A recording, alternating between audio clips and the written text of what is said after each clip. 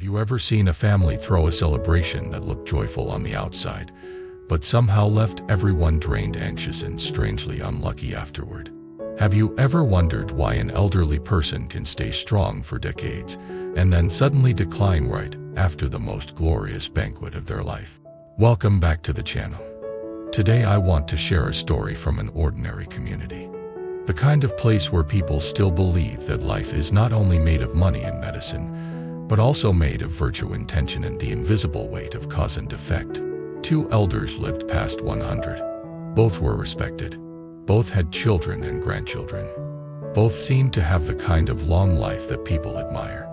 Yet the turning point in their final years came from one choice, a choice that most families think is harmless, even loving: a big celebration.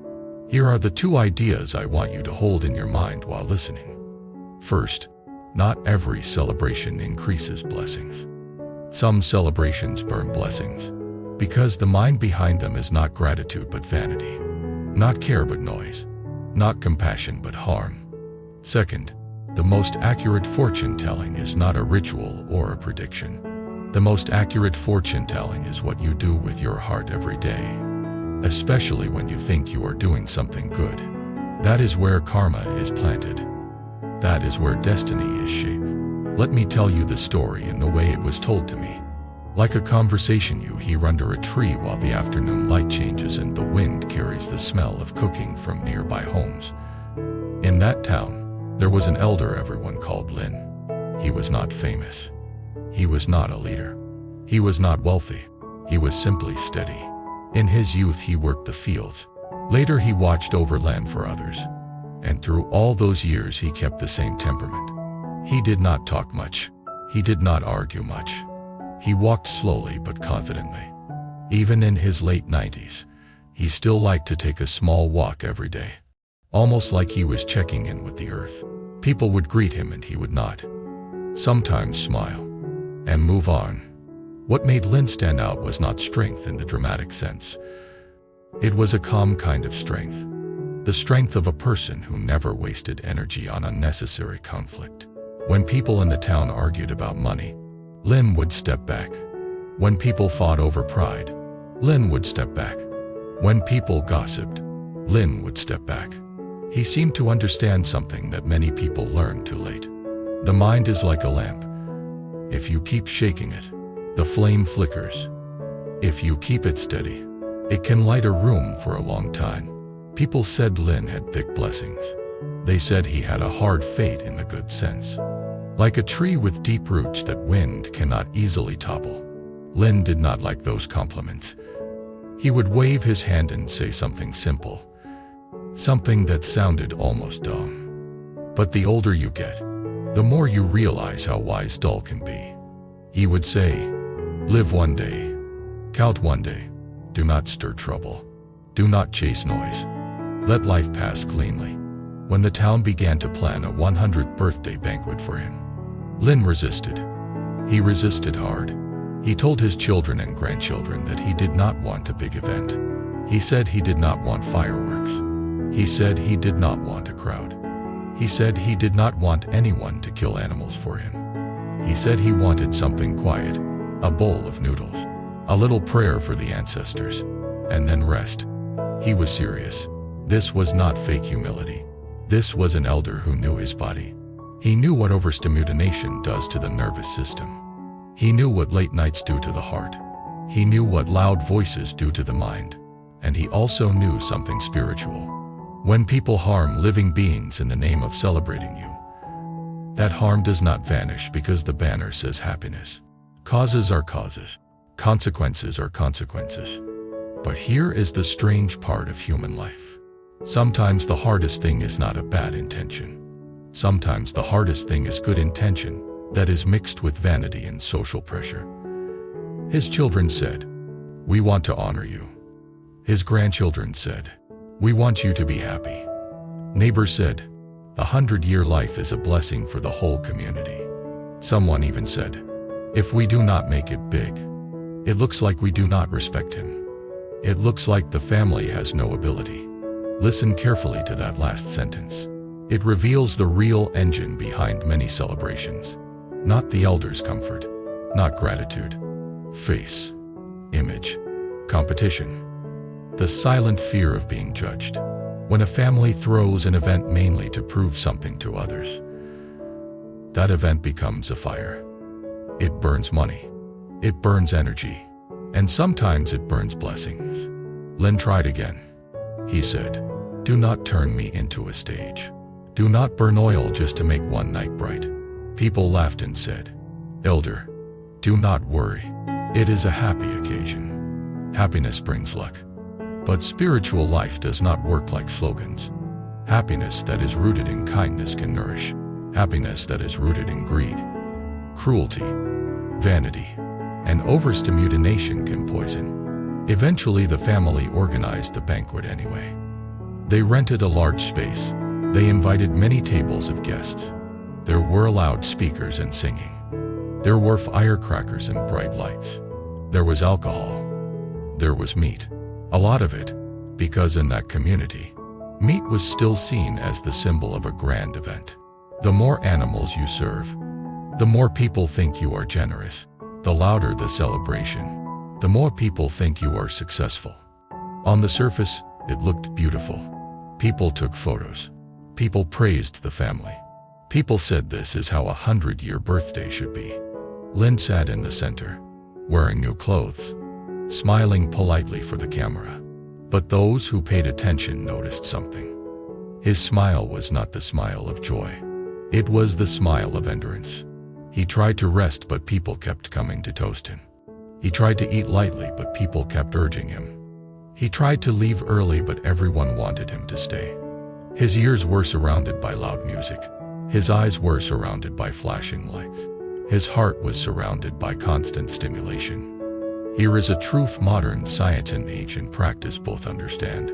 The nervous system of an elderly person is not built for prolonged overstimulation. Even if the elder looks strong, the reserves are different. A young person can borrow energy from tomorrow and still recover. An elder borrows energy from tomorrow and the body might not be able to repay the loan. That night Lynn returned home exhausted. Not the normal tiredness of a good day. Hyper exhaustion. Like his inner battery was drained. He lay down and could not sleep well. His breathing felt heavier. His chest felt tight. The next day he tried to walk, but his legs felt weak. The family assumed he was simply tired from the party and would recover. But he did not recover. Within days he lost appetite. He became more silent. Within weeks he began to have recurring discomfort. Some said it was the weather. Some said it was age. Some said it was coincidence. Yet those who knew him well said something else. It was as if the banquet pulled something out of him. As if the noise scattered his life breath. As if his calm lamp had been shaken too violently. Now, in the same town, there was another elder. People called him Xiao. Xiao was also over 100. He was also respected. He also had children and grandchildren. He also had a long life. But his style was different. Xiao talked more. He enjoyed simple jokes. He liked to sit outside and greet neighbors. Yet he had one deep similarity with Lin. He disliked extravagance. Xiao used to say, "If you truly respect an elder, you protect their peace. If you truly love an elder, you protect their sleep. If you truly want to celebrate, you do it in a way that creates kindness, not chaos." When Xiao reached 100, his family faced the same pressure Lin family faced. Relatives said you must do a big banquet. Neighbors said it will bring honor. Some even said, if you do not, people will laugh at you. Xiao listened. Then he did something that surprised everyone. He called his children and grandchildren and spoke clearly. No killing for my birthday. No loud noise. No showing off. If you want to celebrate, make it clean. His grandson asked, "But what will people say?" Xiao answered, "Let them say whatever they want. I do not live on their words. I live on my breath." That sentence sounds simple, but it carries awakening. Most suffering is living on other people's words. Most exhaustion is trying to maintain an image, Most karmic mistakes are made in the name of faith. Zhao family decided to honor him his way. They invited fewer people. They cooked lighter food. Some dishes were vegetarian. They avoided heavy drinking. They kept the gathering shorter. They made the main focus a quiet gratitude, a sincere bow, a few stories from the elder's life, and then rest. But the most meaningful part was what they did instead of a meat banquet. They practiced compassion. They made a small offering to people in need. They visited an elderly neighbor who was sick. They prepared food for a family that was struggling. Some even released small living beings back into nature in a careful way. Not as a show, but as a symbol.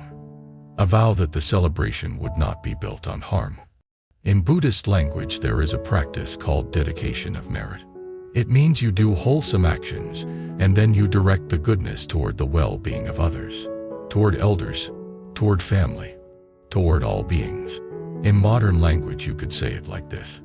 When you celebrate, do not only feed people's stomachs, feed the heart of the world. Because the heart of the world is where your life is held. After Zhao's birthday, something else surprised the town. He looked better. He slept deeply that night. He woke up calm. He said his chest felt open. He said his mind felt light. He kept walking. He kept laughing. People began to whisper.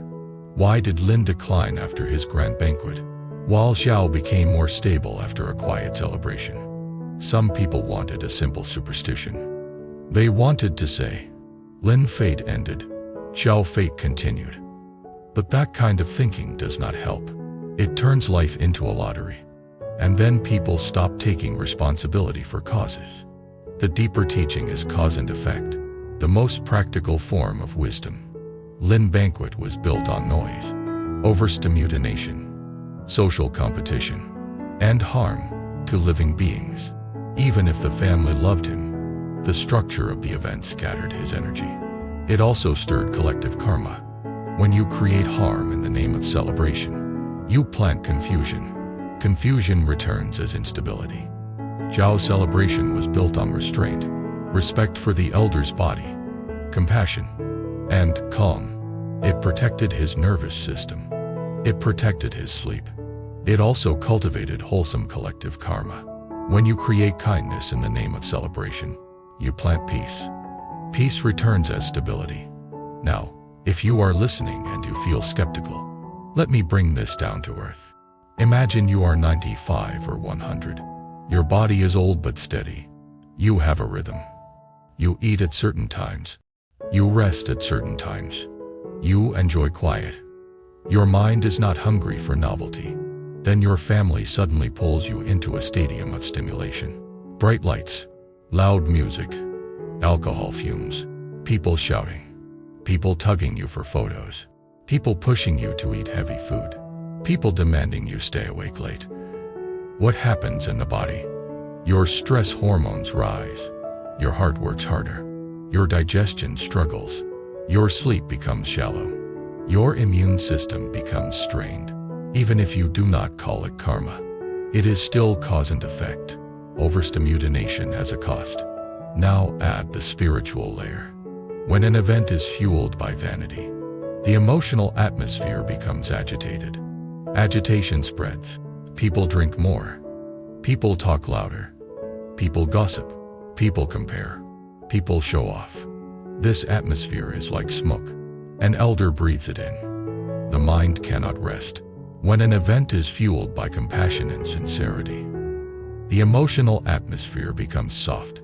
People speak kindly. People leave earlier. People focus on gratitude. People do not compete. This atmosphere is like clean air. An elder breathes it in. The mind relaxes.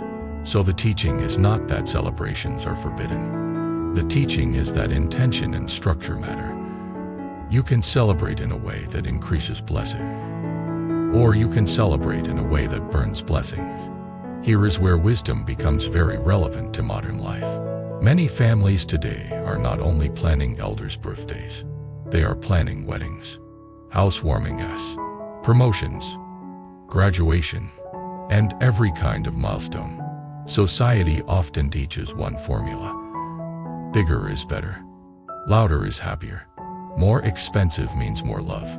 More spectacle means more success. But in spiritual practice, love is not measured by spectacle.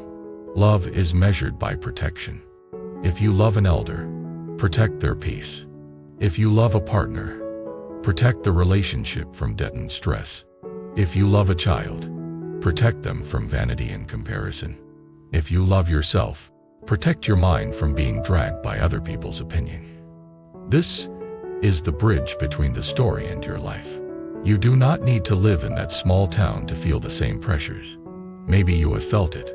A family member insists on a grand event because relatives will talk. Or a parent feels they must host a huge banquet to prove they are doing well. Or a couple spends far beyond their means on a wedding because they want photos that impress people they barely like. The event ends. And instead of joy, there is emptiness. Instead of gratitude, there is fatigue.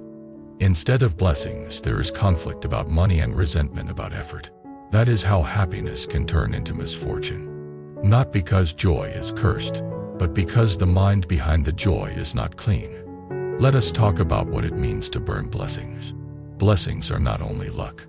Blessings are also inner resources. They are your patience, your emotional stability, your health, your supportive relationships, and the quiet trust between family members. When you create an event that drains everyone, you are spending blessings. When you create an event that creates conflict, you are spending blessings. When you create an event that requires harming living beings, you are spending blessings. When you create an event that is driven by faith, you are spending blessings. You might get applause for one night, but you pay later. That is why elders in many cultures warn, do not overdo it. Do not celebrate in a way that shakes the roots. Now I want to take you deeper into the heart of the story, because the most painful part was not Lynn decline itself. The most painful part was the regret. After Lynn became weaker, some of his children began to whisper to each other, "We should have listened. He told us not to do it. We thought we were honoring him. We might have hurt him." And this is where compassion matters, because regret can become a poison too. If it turns into blame, the family was not evil. They weren't wrapped in a social script. They believed big banquet equals respect. They believed killing animals equals generosity. They believed noise equals joy. The spiritual lesson is not to hate them. The lesson is to wake up from the script. Wake up means you see the chain clearly. Vanity leads to extravagance. Extravagance leads to stress. Stress leads to harsh speech. Harsh speech leads to conflict. Conflict leads to illness. Illness leads to fear. Fear leads to more grasping. That is a karmic loop. Compassion leads to simplicity. Simplicity leads to calm. Calm leads to kind speech. Kind speech leads to harmony. Harmony supports health. Health supports clarity. Clarity supports wise choices. That is a wholesome loop. Now, there is one more layer in the story that many people underestimate. The topic of harming living beings. Some viewers might think, what does it matter if animals are killed for a banquet? People eat meat every day. Here is a gentle way to approach it without attacking anyone. In many traditions, the act of killing or ordering killing for a celebration is symbolically backwards. You are marking a life milestone by ending other lives. That creates a strange energetic contradiction.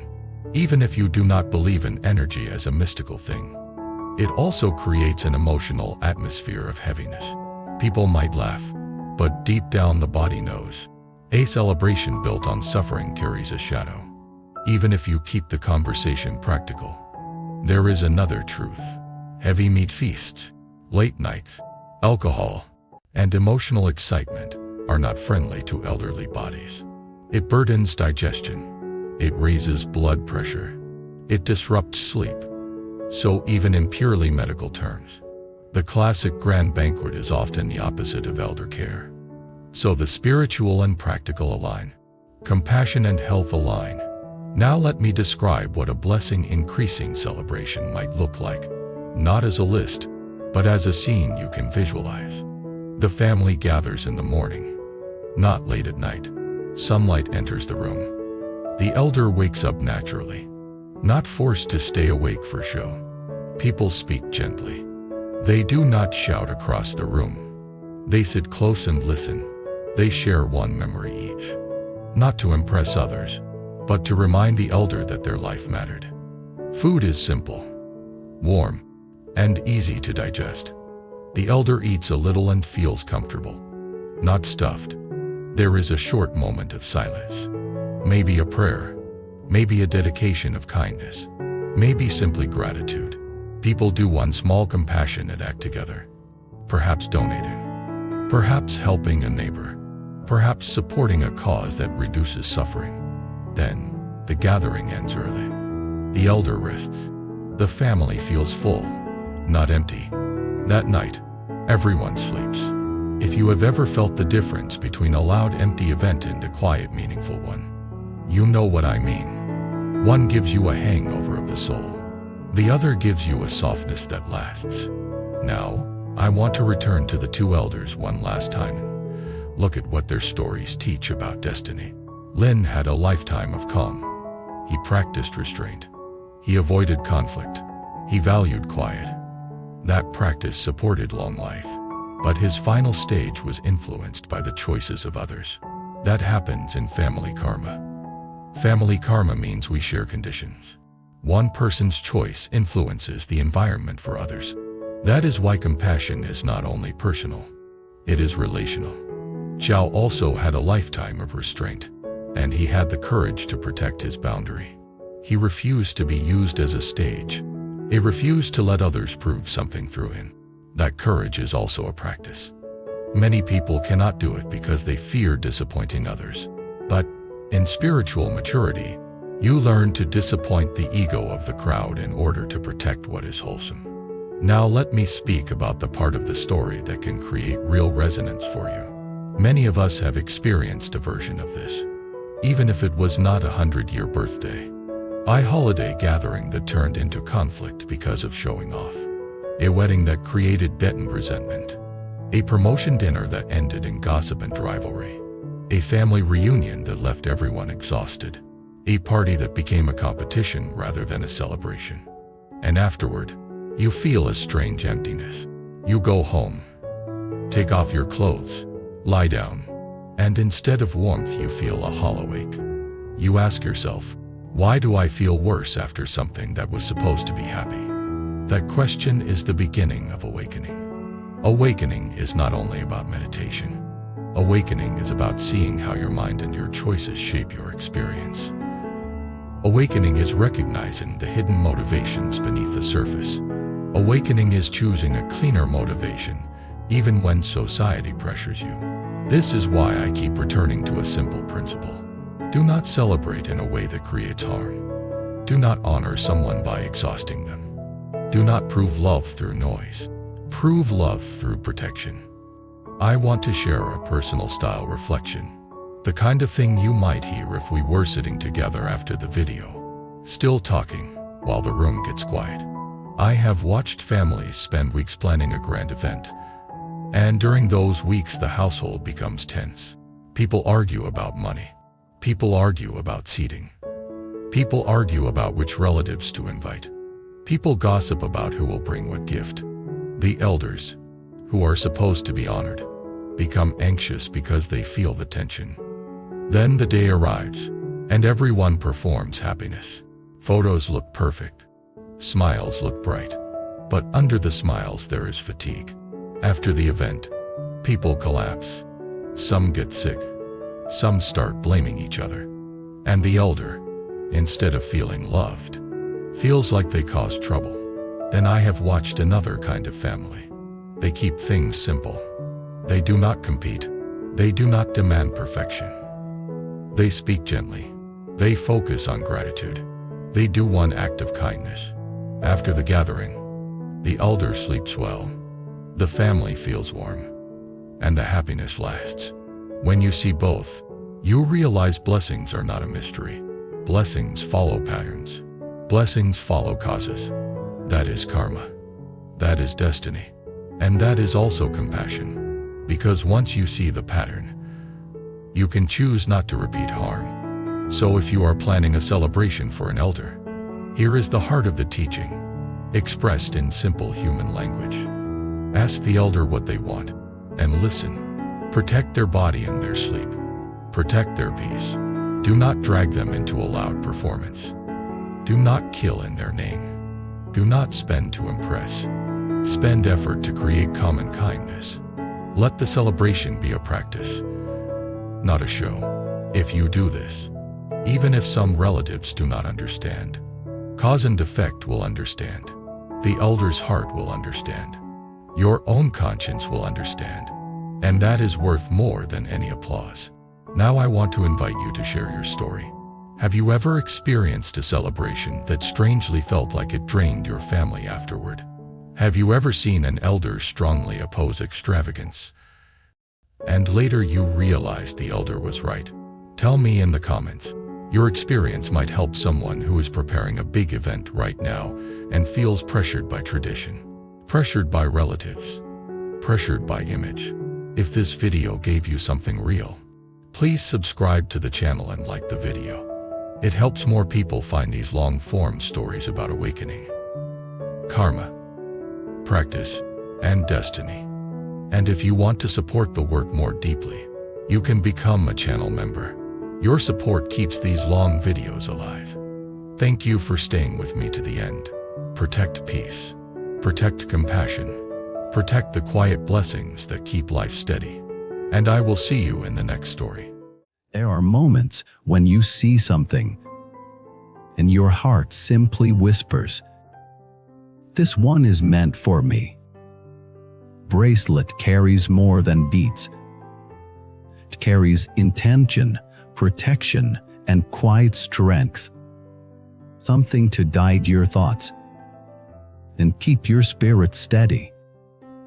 If you felt that gentle pull toward any of the bracelets shown, the purchase link is waiting in the description, and the full collection is displayed on our channel store. Follow your intuition. It rarely leads you wrong.